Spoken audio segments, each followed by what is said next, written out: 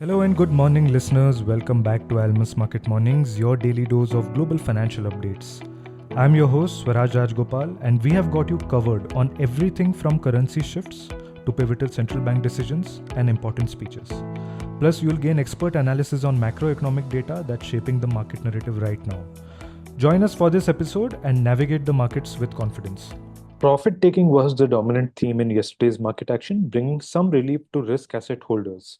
While the trend is still unfolding, early signs include a slight dip in the dollar index, a 0.5% rise in the euro, a significant 2% rally in gold, and a modest decline in bond yields. Good morning, JK. You hinted at this profit taking trend yesterday in yesterday's podcast. How much further do you think this theme could play out? Yeah, good morning, Swaraj. Yes, we did see some pause in the Trump trades yesterday, and that included currency, stocks as well as bonds. Dollar index has come off. Euro has come up to 1.06 from low of 1.05, and we've seen the recovery in most of the currencies. In fact, barring Chinese yuan. And we had a few triggers as well. Like yesterday, we had Mr. Nigel of Bundesbank stating that if U.S. policies are going to be inflationary, the inflation will also hit up, indirectly hinting that Europe will be cautious about cutting rates too fast. And even a 0.5% cut in December meeting is almost ruled out. So Europe will go in a measured way on their interest rate cuts. Then we had also the speech by Governor Ueda, which was anticipated to give some hint about their next move on the rate. He didn't give any no hint about how when they will move, but definitely he did specifically highlight that he'll be paying close attention to the service inflation and the consumption. So that would be, actually they're keeping the options open about a December hike, but they are trying not to disrupt the market moves because the last time they hiked it was we had a very violent move in the market. So probably they are preparing the market gradually, and based on that, of course, we have seen the dollar yen also come off. We also had some sort of a improvement in trade relations between China and Australia, where China has said that they are ready to import more products from Australia. We There had been some strain in their relations. So all in all, there were some triggers, definitely.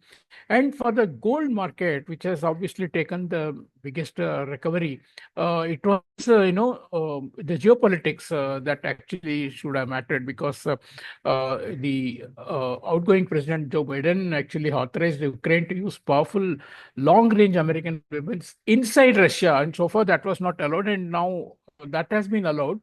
And this probably was in response to as many as 12,000 troops from North Korea being lined up on the Russian side. So this is actually now this has also evoked obviously a response from Kremlin saying that Biden administration is throwing fuel on fire, etc. So suddenly there is a kind of escalation in the geopolitics on the Ukraine side, because once Trump got elected, market was quite relaxed on the Russia-Ukraine war, because they said that he will make an end to the war. But then we still don't have Trump at the helm of affairs. It's the Biden government which will be in charge till January 20th. And so in between, in this period, you could see flare up also. So that's the reason why we saw a gold retracing very sharply, almost $80. And of course, we also said in our earlier updates that levels near 25, 25, $50 would be attractive, where central banks can also start accumulating dollars. So this also probably led to some sort of pullback in the yields by about 7 to 8 bps in the US market as well. We did not have much data yesterday.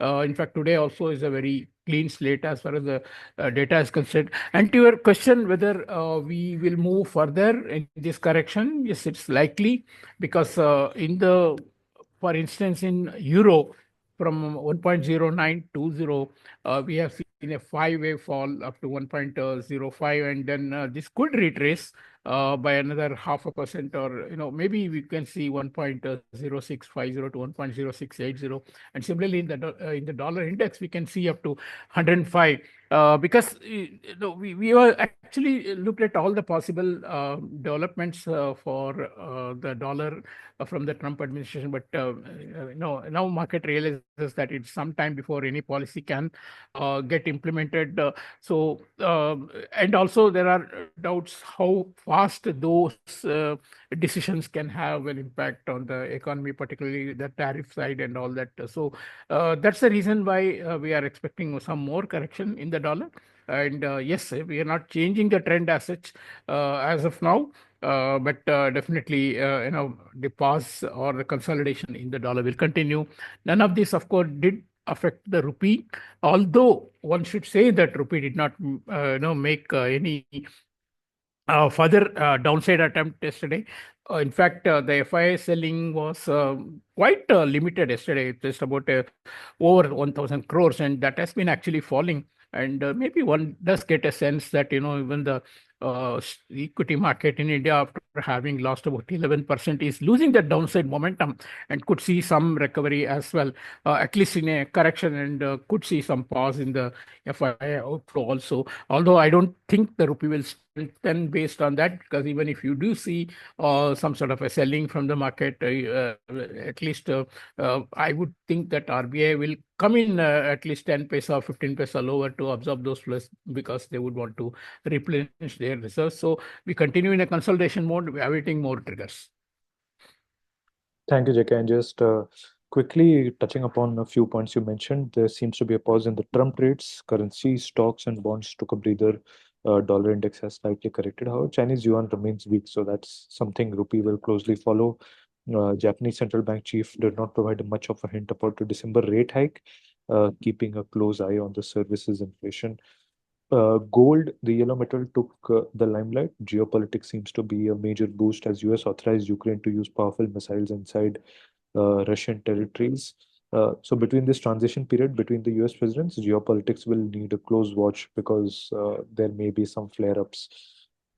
For rupee, even though we did not get weaker, because FII outflows was limited. Maybe, as JK mentioned, equity markets in India also are also losing some momentum on the downside action. So that may be a relief, but be wary, as any FII inflows will also be absorbed by the central bank, keeping any scope of rupee appreciation limited. That's it from us today. Thanks for listening. Tune in tomorrow for the latest in the financial markets. I'm sorry, tomorrow is a market holiday on account of elections in Maharashtra. So we will see you all on Thursday with a fresh round of updates. Thanks for listening.